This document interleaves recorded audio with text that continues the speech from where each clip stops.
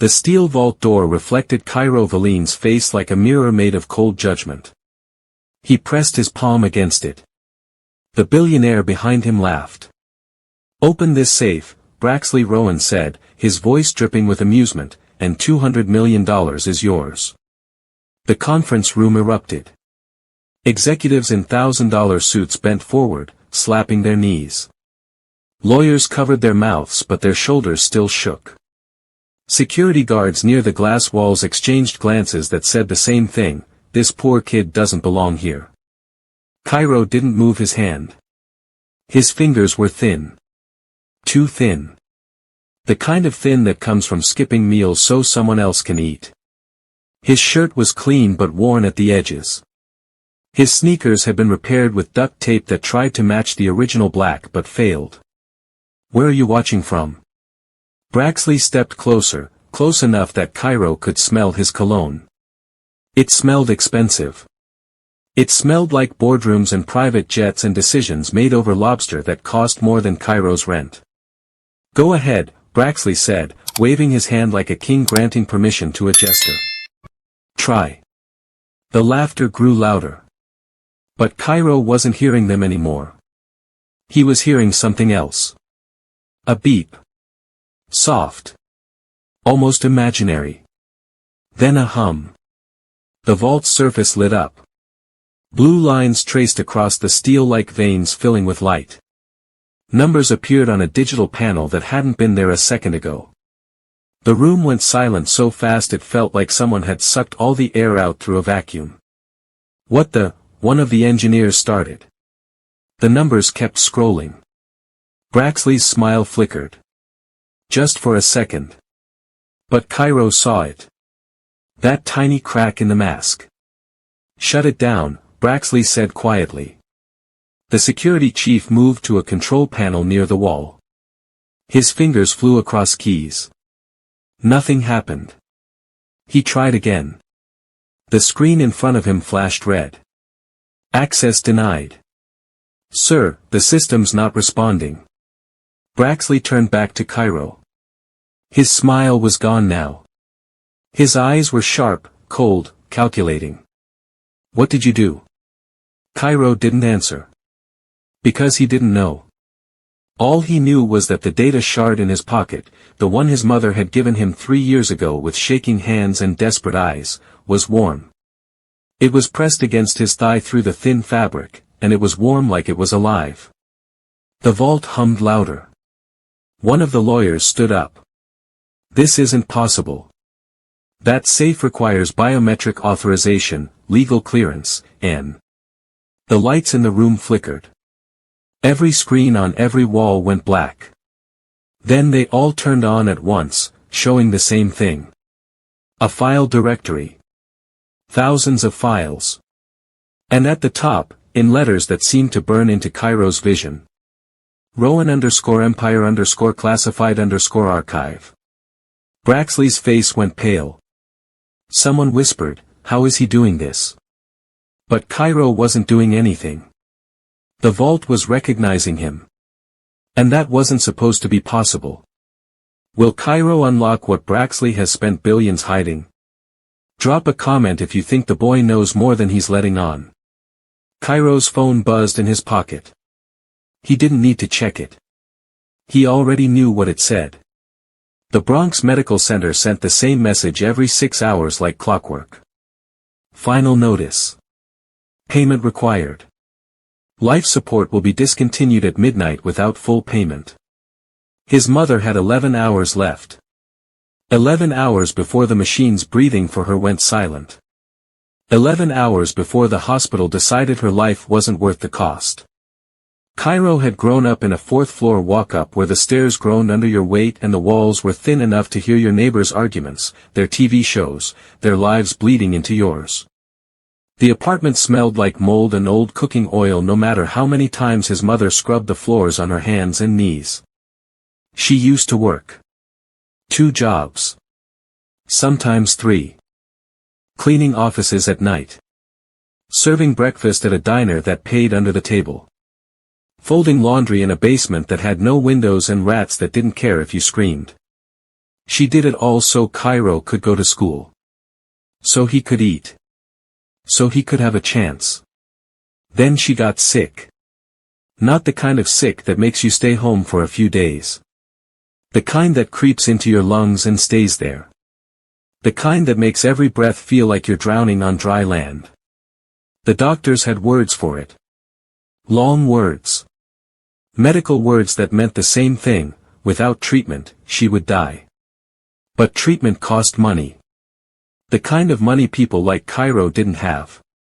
He tried everything. Worked double shifts washing dishes in kitchens that made him smell like grease and desperation. Sold everything they owned that had any value. Begged the hospital for payment plans they kept denying. Nothing was enough. 3 weeks ago, his mother had grabbed his hand with fingers that felt like bird bones. "Stop," she whispered. Her voice was a rasp. "You can't save me." But Cairo wasn't built to stop. The phone buzzed again. He glanced at the screen. Payment due, $847,293. The number might as well have been a billion. In this glass tower, surrounded by people whose watches cost more than that, the amount was a joke. To Cairo, it was his mother's heartbeat. Braxley was still staring at him.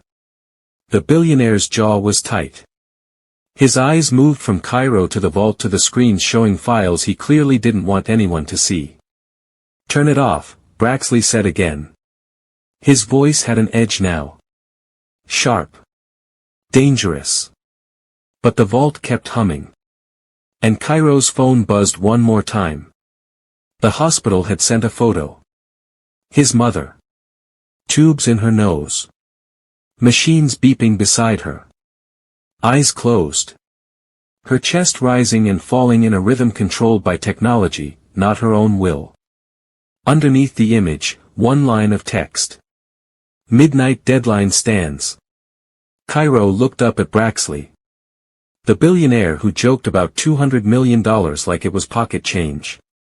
The man whose empire was built on numbers in offshore accounts while people like Cairo's mother died because they couldn't afford to breathe. "If I open this," Cairo said quietly, "do I get the money?" Braxley's expression shifted. He wasn't laughing anymore. "That was a joke, kid. She dies at midnight." The room went still. One of the executives cleared his throat. "Someone get this kid out of." The vault's hum turned into a sharp, high-pitched whine. Every person in the room flinched. And then the steel door made a sound no one had ever heard it make before. A click. If you were Cairo, would you trust the billionaire's word? Comment yes or no, ***. Cairo's hand dropped to his pocket. The data shard was burning now. Not physically. But he felt it. Like a heartbeat that wasn't his own. His mother had given it to him on the worst night of his life. 3 years ago. She'd come home shaking. Not from the cold. It was summer.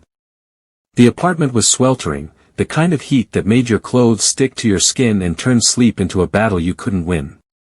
She'd locked the door. All 3 locks. Then checked the window. Then the fire escape. Cairo had been 13. Old enough to know when something was wrong. "Mom." She turned to him, and her eyes were different. Wild. Terrified in a way he'd never seen before. She pulled something from inside her jacket. A small rectangular piece of plastic. Translucent. No bigger than a credit card. It glowed faintly, like it had swallowed a piece of the sun and was holding it prisoner. "Take this," she whispered. Cairo took it. It was warm. "What is it?" "Insurance." Her hands were shaking so badly she had to clasp them together. "If anything happens to me, you keep this safe. Don't show it to anyone. Don't tell anyone you have it." "Mom, you're scaring me." She knelt down in front of him. Her face was pale. Her eyes were wet. "I worked for a company," she said. "They got bought out. New owners. New rules. I saw things I wasn't supposed to see. Numbers that didn't add up. Accounts that didn't exist. Money disappearing into places it shouldn't go. What does that? I copied it. Her voice cracked. Everything. Every file. Every number. I encrypted it and I put it on this. Cairo stared at the shard in his hand. Why? Because people like us don't have power. But information, she tapped the shard. Information is power. And if they ever come for me, if they ever try to erase me, you make sure the truth gets out. Who's they? She didn't answer. 3 days later, she disappeared. No note. No phone call. Just gone. Cairo had called the police. They'd filed a report. Told him she probably ran off. Told him people did that sometimes. They didn't care. When she came back a week later, she was different. Quieter. Smaller. She never talked about where she'd been. Never explained the bruises on her arms or the way she flinched when someone knocked on the door. She just worked. And worked. And worked. Until her lungs gave out. Now, standing in this conference room with a vault that was somehow recognizing him, Cairo finally understood. The shard wasn't random. It was a key. And the lock was right in front of him. Braxley stepped forward. His voice was low, controlled, but there was something underneath it. Something cold. Where did you get that? Cairo didn't answer. I said, where did you? The vault made another sound. A series of clicks. Mechanical. Precise. The digital panel on its surface flickered. New text appeared. Encryption key recognized. Authorization level, Omega. One of the engineers gasped. That's not possible. Omega clearance was deleted.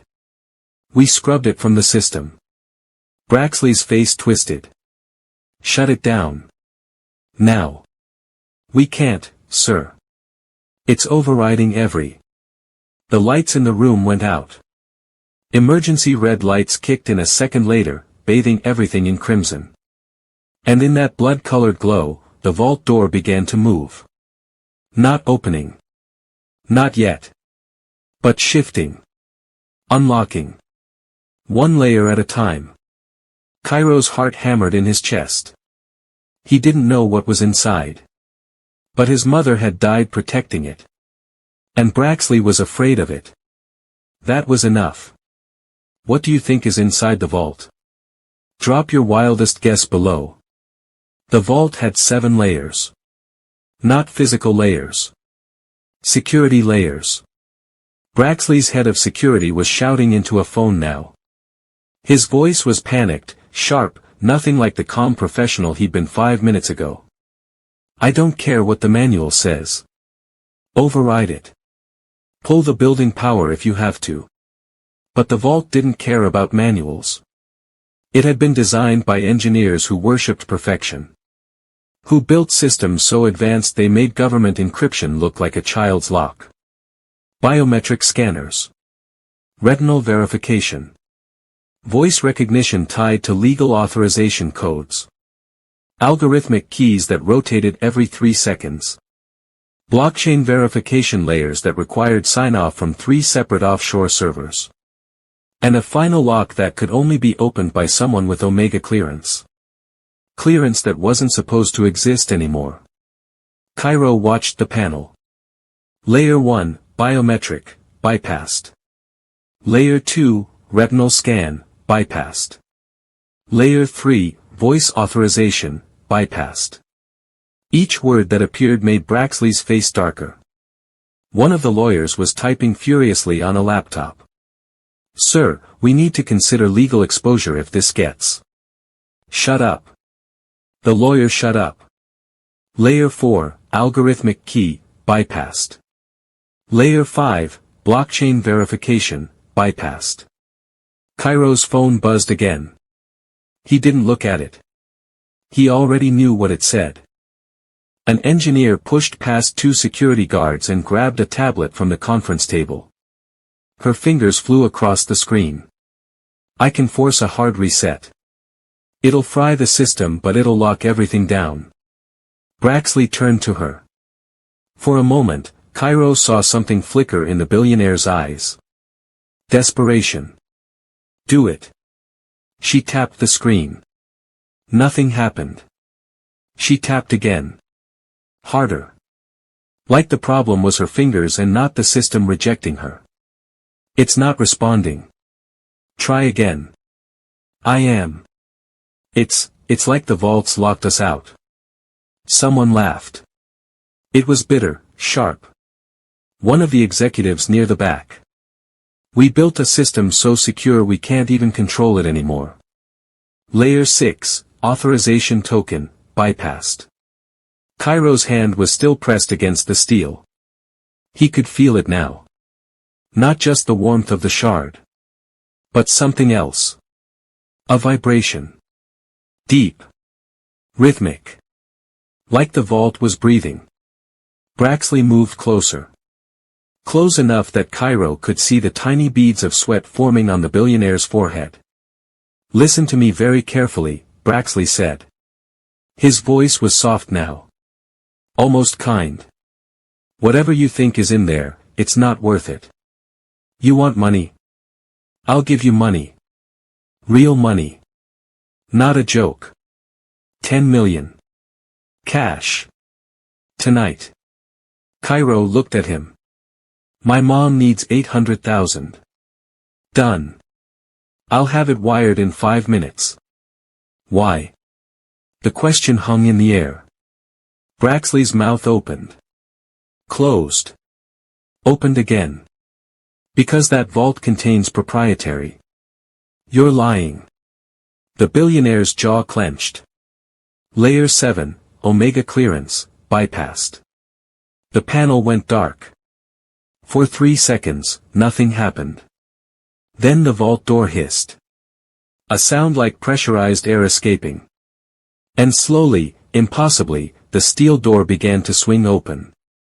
Everyone in the room stepped back. Everyone except Cairo. He stepped forward. The vault's interior was dark. But not empty.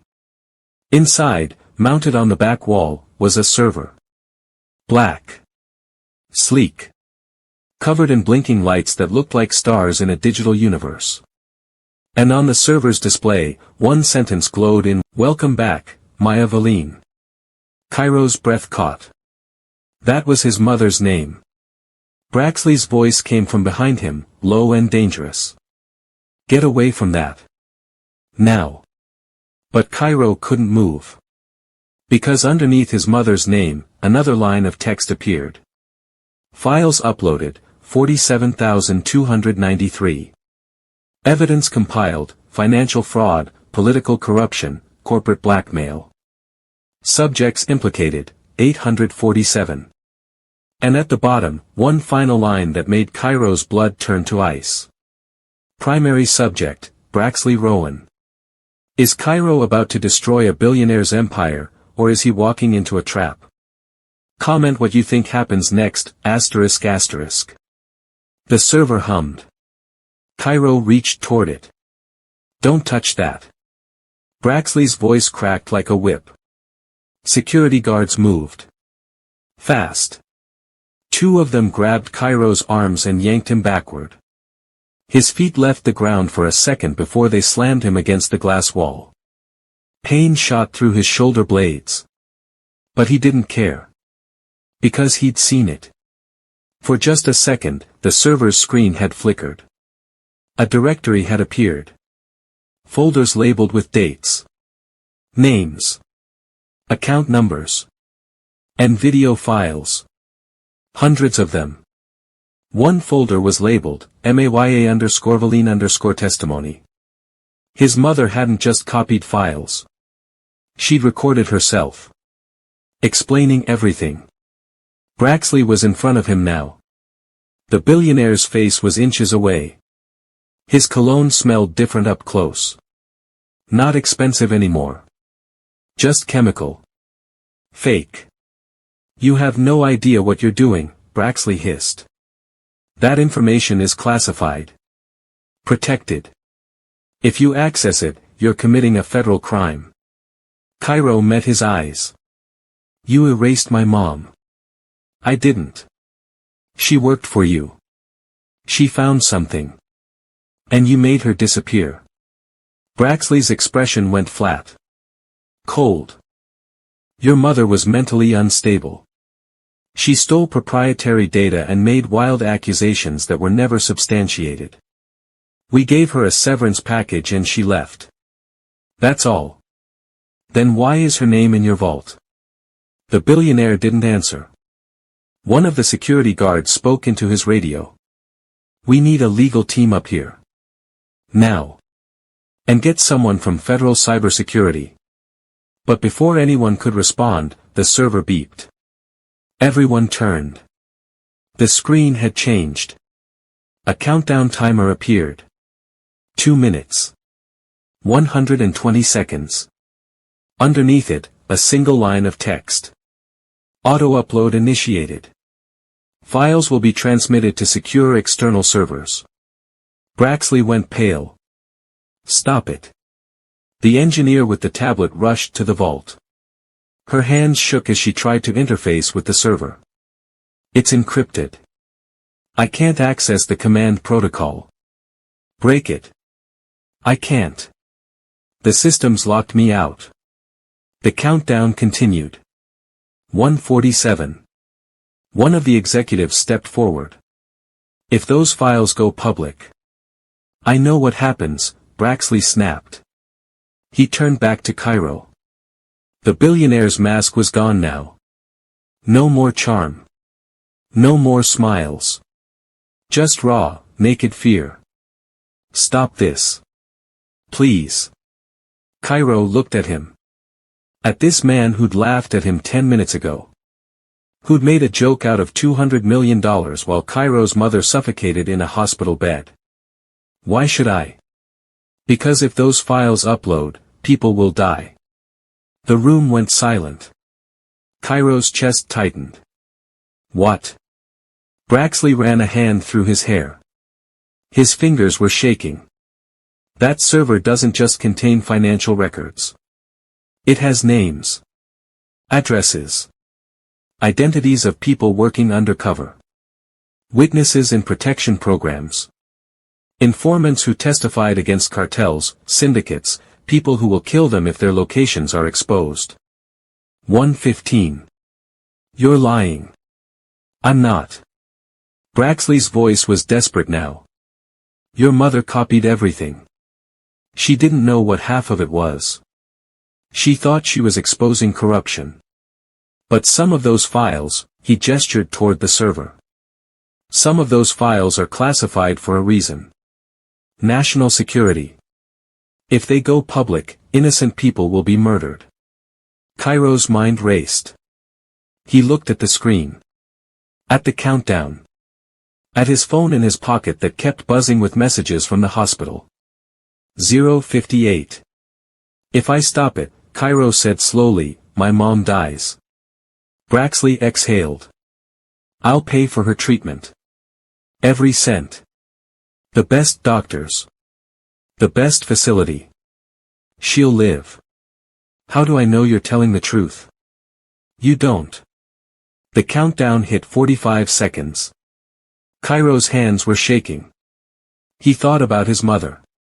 About the way she'd looked at him 3 years ago with terrified eyes. About the shard she'd given him like it was the most important thing in the world. Information is power, she'd said. But power came with a cost. And Cairo didn't know if he could pay it. The engineer shouted, 30 seconds. Braxley grabbed Cairo's shoulders. Stop it. Please. Cairo looked at the server. At the blinking lights. At his mother's name still glowing on the screen. And he made his choice.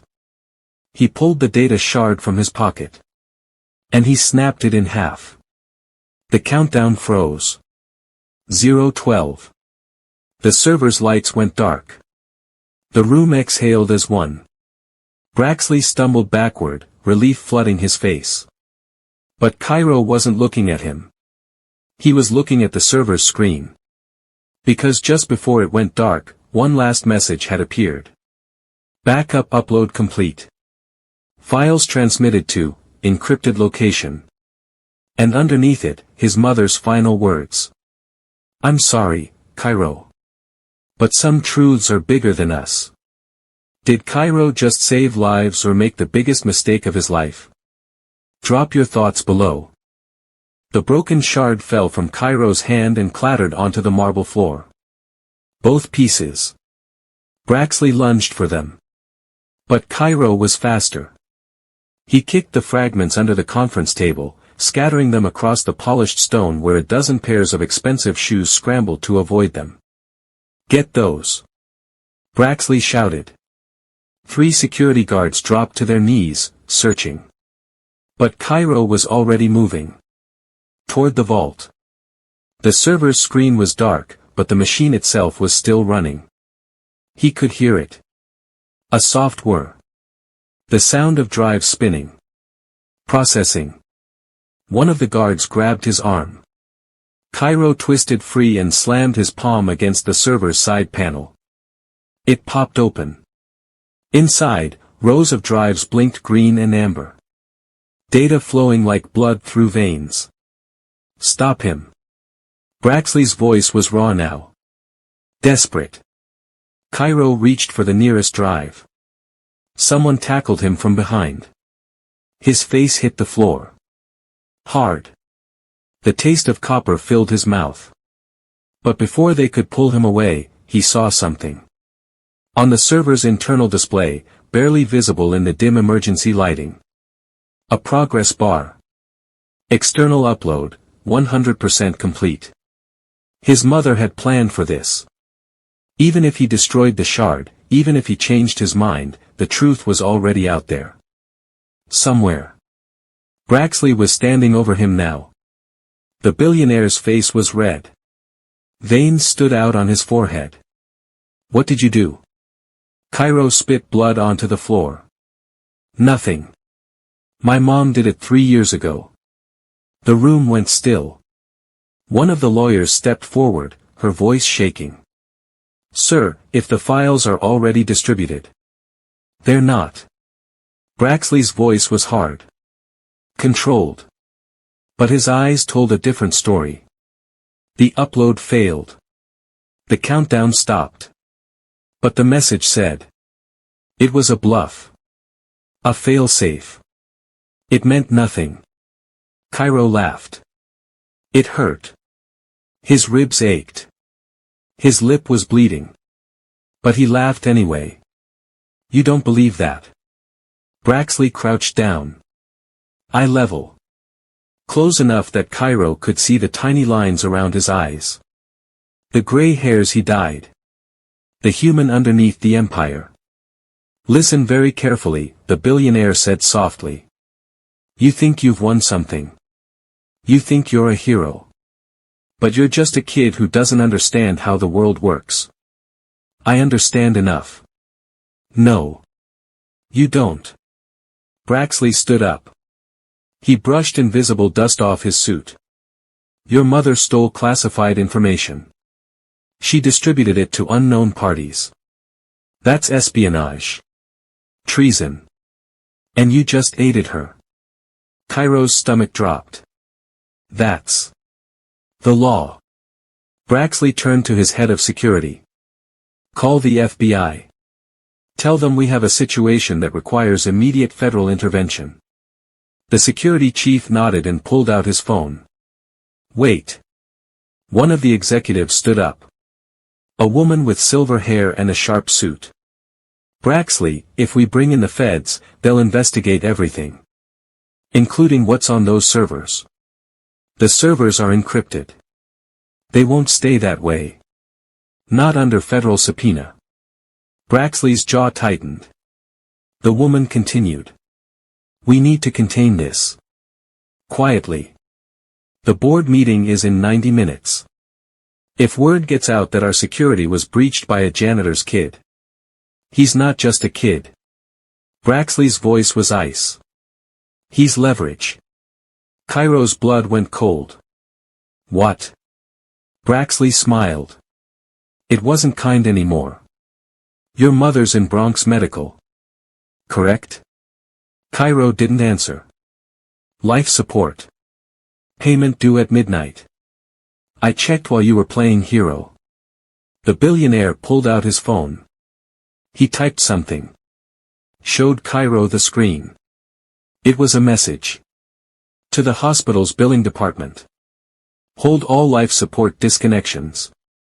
Awaiting payment authorization. Underneath, a reply. Acknowledged. Will maintain current status until further notice. Braxley pocketed his phone. So here's what's going to happen. You're going to tell me where your mother sent those files. Every location. Every person. Every backup. And if you cooperate, your mother lives. And if I don't? I make one phone call. And the machines keeping her alive stop. The room was silent. Cairo's hands curled into fists. You can't. I own that hospital. Well, my foundation does.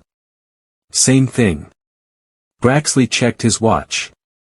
You have 10 seconds to decide. Cooperate, or become an orphan. Cairo looked at the vault. At the dark server. At the broken pieces of the shard scattered under the table. His mother had fought for 3 years to keep this information safe. She'd given up everything.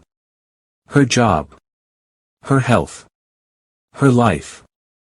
And now Braxley was asking Cairo to throw it all away. For her. 5 seconds. Cairo's phone buzzed. He pulled it out with shaking hands. A new message from the hospital. But not a bill this time. A video. He pressed play. His mother's face filled the screen. She was in her hospital bed. Eyes closed. Breathing tube in her nose. Machines beeping steadily beside her. But someone had added text at the bottom. She's beautiful. It would be a shame if something happened. Cairo looked up at Braxley. The billionaire's smile widened. Time's up. What's your answer? Would you sacrifice the truth to save someone you love? Comment your choice below, then subscribe and turn on notifications because the next chapter changes everything. Cairo's phone hit the floor. The screen cracked but the video kept playing. His mother's face. The machines. The threat. I don't know where the files went, Cairo said. Braxley's smile vanished. Wrong answer. He pulled out his phone. Wait. Cairo lunged forward. Security grabbed him. Held him back. I'm telling the truth. My mom encrypted everything. I don't have the passwords. I don't have access. Then you're useless. Braxley's finger moved toward his phone screen. But she told me something. The words ripped out of Cairo's throat. Before she got sick. She said if anything happened, the files would go to someone who could use them.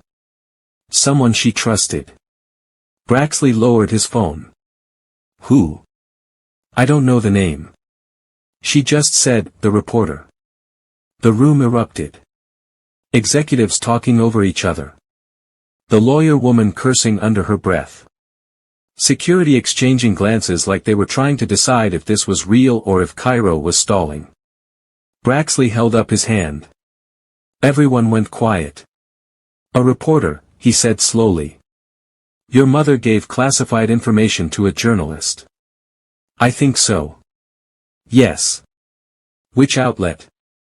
I don't know. When? 3 years ago. Maybe. I'm not sure. Braxley stared at him for a long moment. Then he laughed. It was a terrible sound. Not amused. Just empty. You realize what you've done? If those files are with a reporter, they're analyzing them right now. Fact-checking. Building a story. And the moment they publish, your empire falls, Cairo finished. The billionaire's eyes went cold. My empire is too big to fall. But yours? He gestured at Cairo like he was something stuck to his shoe. Your mother dies. You go to prison. And everyone you've ever cared about gets buried under legal fees and criminal investigations. You're threatening me. I'm explaining consequences. One of the executives cleared his throat. Sir, if we're talking about media exposure, we need crisis management. PR teams. Legal injunctions. Already on it. The silver-haired woman was typing on her phone. I'm reaching out to our contacts at every major outlet. If someone's sitting on this story, we'll find them. Braxley turned back to Cairo. But just in case your mother was smarter than I thought, let's discuss insurance. What kind of insurance? The kind where you confess. Braxley snapped his fingers. One of the guards handed him a tablet. You're going to record a statement. You'll say you hacked our systems. You stole data. You attempted to blackmail me. And you fabricated evidence to frame me for crimes I didn't commit. Cairo's jaw dropped. That's insane. That's survival.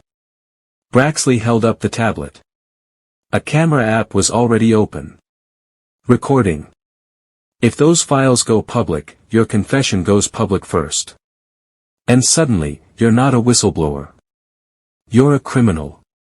And everything your mother found becomes fruit of the poison tree. Legally inadmissible. No one will believe you. They won't have to believe me. They'll have your confession. On video. Time-stamped. With your face and your voice admitting to federal crimes. Braxley smiled. It's amazing what a good legal team can do with context. Cairo looked around the room. At the executives who wouldn't meet his eyes. At the lawyers who were already drafting motions he couldn't understand. At the security guards who held him like he was a bomb that might go off. And if I don't? Braxley checked his watch again. Your mother has 7 hours left. I can make that 7 minutes. He leaned closer. Or I can make it 7 years. Best treatment money can buy. Experimental therapies. A real chance at recovery. He held up the tablet. All you have to do is read the script. Cairo's hands were shaking. He thought about his mother. About the way she'd looked 3 years ago when she gave him the shard. About the way she'd whispered, some truths are bigger than us. She'd known. She'd known this moment would come. That someone would try to bury what she'd found. That Cairo would have to choose between her life and the truth. And she'd made her choice for him. The door to the conference room burst open. Everyone spun around. A young woman stood in the doorway. Early 30s. Blazer.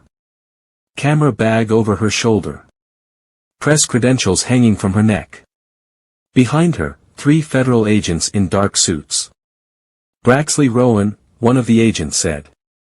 The billionaire's face went white. Who the hell? FBI. You're under arrest for conspiracy to commit fraud, money laundering, and obstruction of justice.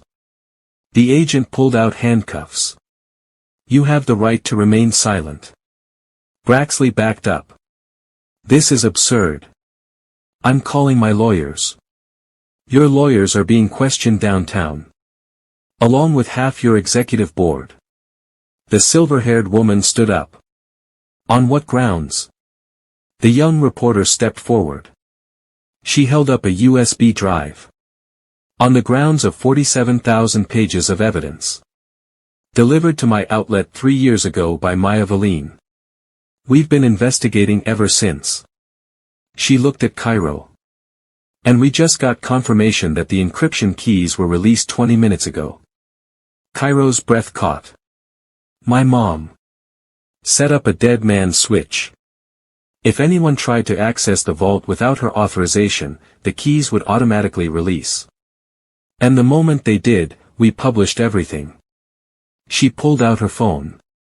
Showed the room. A news article. Already live. Already viral. The headline, Rowan Empire built on fraud, exclusive investigation reveals decades of corruption. Underneath, his mother's name. Source, Maya Valine, financial analyst and whistleblower. Braxley stumbled backward. The agents moved forward. And as they cuffed the billionaire, Cairo's phone buzzed one last time. A message from the hospital. Payment received in full. Patient stable. Treatment continuing. Underneath, a note from an anonymous donor. For Maya. Because some people still believe in justice. The empire is falling. But is Cairo's mother safe? Subscribe and turn on notifications because Chapter 8 reveals who saved her. Cairo ran. Not from the tower. To the hospital. The streets blurred past him. Headlights. Horns. People shouting. He didn't hear any of it. His mother was alive. The message said she was stable. But he needed to see her. Needed to know it was real. The Bronx Medical Center rose ahead of him like a fortress. Gray concrete. Flickering lights. The smell of antiseptic and desperation. He burst through the emergency entrance. A security guard yelled something. Cairo ignored him. He knew where to go. 4th floor. ICU. Room 447. The elevator took forever. His reflection stared back at him from the metal doors. Blood on his lip. Dirt on his clothes. Eyes wild. He looked like he'd been in a war. Maybe he had. The doors opened. He ran down the hallway. His sneakers squeaked on the linoleum. Nurses looked up. One tried to stop him. Sir, you can't. My mom. Room 447. The nurse's expression softened. She's stable. But visiting hours. Cairo was already past her. Room 447. The door was open. And inside, his mother was sitting up. Not lying down. Not connected to machines. Sitting. Her eyes were open. And she was crying. Cairo. Her voice was rough. Like sandpaper on wood. But it was hers. He crossed the room in 3 steps and grabbed her hand. It was warm. Alive. Mom. I'm sorry. Tears ran down her face. I'm so sorry I put you through this. You're okay. I thought, she shook her head. When I set up the dead man's switch, I thought I'd never see you again. I thought they'd kill me before it triggered. What happened? She gestured weakly to a chair in the corner. Someone was sitting there. The young reporter from the tower. She stood up. Extended her hand. Your mother's been my source for 3 years. Cairo stared. You knew. She contacted me the day after she disappeared. Sent me encrypted files and a message that said if anything happened to her, I should publish everything. Kendra pulled out her phone. We've been building the case ever since. But we needed proof. Real proof. Not just documents. The vault. Exactly. Your mother told us about the backup server. Said if anyone tried to access it, the encryption would unlock automatically. We just had to wait. For me. Kendra nodded. She knew you'd find the shard. Knew you'd figure it out. She smiled. She bet everything on you. Cairo turned to his mother. Why didn't you tell me? Because if you knew, they'd come after you. Threaten you. Hurt you. She squeezed his hand. I wanted you to have a normal life. Even if I couldn't. Mom, you almost died. I know. But you didn't. Her voice cracked. And that's all that matters. A doctor appeared in the doorway. Middle-aged. Tired eyes. But smiling. Ms. Valine, your labs came back. You're responding well to the treatment. We'll need to monitor you for a few more days, but, he glanced at Cairo. Your son saved your life. The payment came through just in time. Who paid? Cairo asked. The doctor shrugged. Anonymous donor. Wired the full amount plus enough to cover 6 months of follow-up care. We don't usually see that kind of generosity. Cairo looked at Kendra. She shook her head. Wasn't me. Then who? His phone buzzed. A text from an unknown number. Consider it an investment. You exposed a criminal. I'm covering the cost. Because that's what justice looks like. A friend. Underneath, a signature. Not a name. Just initials. CW. Cairo's chest tightened. He didn't know who CW was. But someone out there had been watching. Someone believed in what his mother had done. And they'd made sure she lived to see it through. It's over, his mother whispered. Cairo sat on the edge of her bed. Yeah. It's over. But even as he said it, he knew it wasn't. Because Braxley's arrest was just the beginning. The files his mother had released contained names. Hundreds of them. Politicians. CEOs. Judges. People who'd built their empires on lies. And now those empires were crumbling. One by one. Kendra's phone buzzed. She glanced at it. Her eyes widened. What? Cairo asked. The Attorney General just announced a task force. They're investigating everyone named in your mother's files. This, she looked up. This is going to be the biggest corruption scandal in U.S. history. His mother closed her eyes. Good. Cairo squeezed her hand. Outside the window, the city lights blinked like stars. And somewhere in that city, in a glass tower, a vault sat empty. Its secrets finally free. Justice is served. But at what cost? Subscribe and turn on notifications because chapters 9 and 10 reveal the aftermath. 6 weeks later. Cairo stood outside the courthouse. Cameras everywhere. Reporters shouting questions. Microphones shoved in his face like weapons. Cairo. How does it feel to take down a billionaire? Did you know what your mother was planning? Are you afraid of retaliation? He ignored them all. Inside the courthouse, Braxley Rowan sat in an orange jumpsuit. No suit. No cologne. No smile. Just a man waiting for a sentence. The trial had been fast. Brutal. The evidence was overwhelming. Financial records. Video testimony.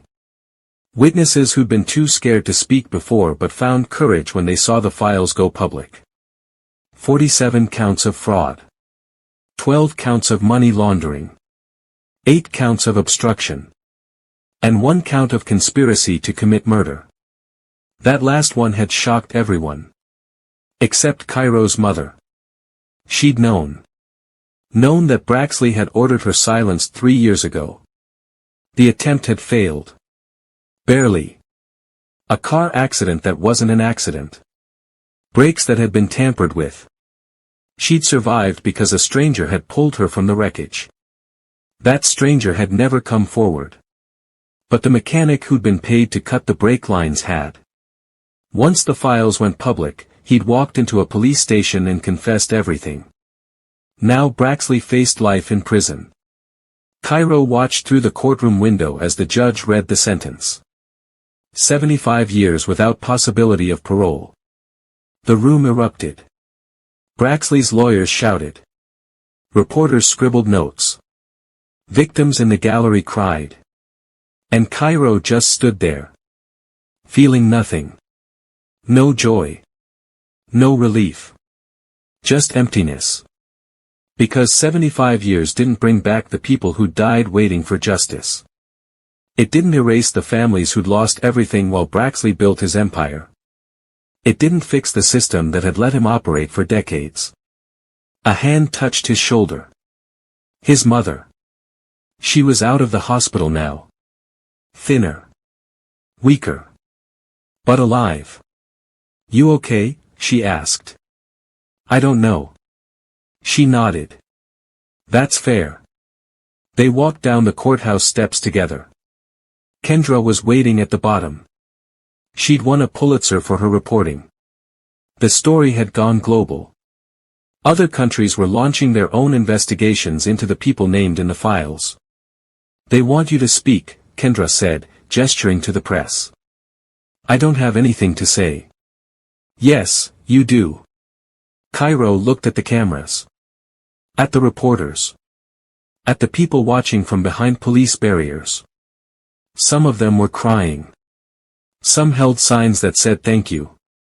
One woman held a photo of a man. Underneath, the words, "My husband. Lost everything to Rowan's fraud. Justice for him." Cairo stepped up to the microphone stand someone had set up. The cameras focused. "My name is Cairo Valine," he said. His voice shook. 6 weeks ago, I was just a kid trying to save my mom. I didn't want to be a hero. I didn't want to change anything. I just wanted her to live." He paused. "But my mom taught me something. She taught me that truth matters. Even when it's dangerous. Even when it costs you everything. Because if we don't fight for truth, then people like Braxley Rowan win." The crowd was silent. "So yeah. He's going to prison.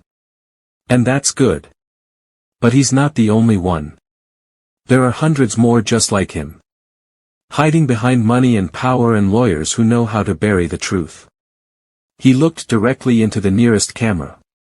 "If you know something. If you've seen something. If you have proof that someone's hurting people and getting away with it." His voice steadied. "Don't stay quiet. Because silence protects them. Not you." The crowd erupted in applause. But Cairo didn't hear it. He stepped away from the microphone and walked back to his mother. She wrapped her arm around him. "I'm proud of you," she whispered. "I'm just tired." "I know. But you did something most people never do. You stood up." They walked away from the courthouse. Away from the cameras. Away from the noise. And for the first time in weeks, Cairo felt like he could breathe. The billionaire fell. But what happens next? The final chapter drops now. Keep watching. 1 year later. Cairo sat in a small apartment in Brooklyn. Not the Bronx. Not the crumbling walk-up with mold and broken stairs. A real apartment. 2 bedrooms. Windows that didn't leak. Heat that worked. His mother was in the kitchen making dinner. She still coughed sometimes. Still got tired easily. But she was alive. And she was happy. Cairo's phone buzzed. A news alert. Rowan Empire assets liquidated. $4.2 billion distributed to victims. He'd seen dozens of alerts like this over the past year. Companies dissolved. Executives arrested. Money returned to the people who'd been cheated. It wasn't perfect. Some victims never got their money back. Some had died before restitution came through. But it was something. There was a knock at the door. Cairo opened it. Kendra stood there, smiling. She held a folder. "You need to see this." "What is it?" She handed him the folder. Inside were letters. Hundreds of them. From people all over the country. People who'd read the story. Who'd been inspired. Who'd found the courage to speak up about their own employers, their own governments, their own systems? Whistleblowers, Kendra said. Because of you and your mom, they're coming forward. We've got 20 new investigations running. Politicians. Corporations. Even some churches. Cairo flipped through the letters. One caught his eye. It was from a teenager in Ohio. She'd reported her school district for embezzling funds meant for special education students. The district had been shut down. The superintendent arrested. At the bottom, she'd written, "I saw what you did. And I knew I could do it too." Cairo's chest tightened. People are listening, Kendra said. Real change is happening. Because you weren't afraid. I was terrified. But you did it anyway. That's what courage is. His mother appeared in the doorway. Dinner's ready. Kendra smiled. I'll leave you two alone. But Cairo? She paused. We're putting together a foundation. For whistleblowers. Legal protection. Financial support. We want to name it after your mom. His mother's eyes filled with tears. You don't have to. We want to. Because what you started needs to keep going. She left. Cairo and his mother sat at the small kitchen table. 2 plates. Simple food. Nothing fancy. But it was theirs. Do you regret it? Cairo asked. What? Everything. The files. The danger. Almost dying. His mother put down her fork. No. Because now you know something most people never learn. What's that? That you don't have to be powerful to make a difference. You just have to be brave enough to tell the truth. Cairo looked out the window. The city stretched beyond the glass. Millions of people. Millions of stories. And somewhere out there, someone else was facing the same choice his mother had faced. Stay quiet. Stay safe. Or risk everything for what's right. He pulled out his phone. Opened the camera app. And started recording. My name is Cairo Valine, he said. A year ago, I helped expose one of the biggest corruption scandals in history. And I want to tell you something. He paused. If you have proof. If you know the truth about something wrong. If you're scared to speak up because you think no one will listen. He looked directly into the camera. I'm listening. We're all listening. And together, we can make sure that people like Braxley Rowan never win again. He stopped recording. Posted the video. And within minutes, the comments started flooding in. People sharing their own stories. Offering their own proof. Finding their own courage. His mother squeezed his hand. Some truths are bigger than us, she whispered. Cairo smiled. But we're big enough to tell them. Outside, the city lights blinked. And somewhere in that city, another vault sat waiting. Another secret ready to be free. Another person ready to be brave. Because Cairo had shown them something. That power doesn't come from money. It comes from truth. And truth always finds a way. This is just the beginning. If this story inspired you, if it made you think, if it reminded you that one person can make a difference, then subscribe right now. Turn on notifications. Because there are more stories like this. More people like Cairo. More truths waiting to be told. And we're going to tell them together. Drop a comment telling us where you're watching from, and share this with someone who needs to hear it. Because the next story, it might be yours. See you in the next one, *.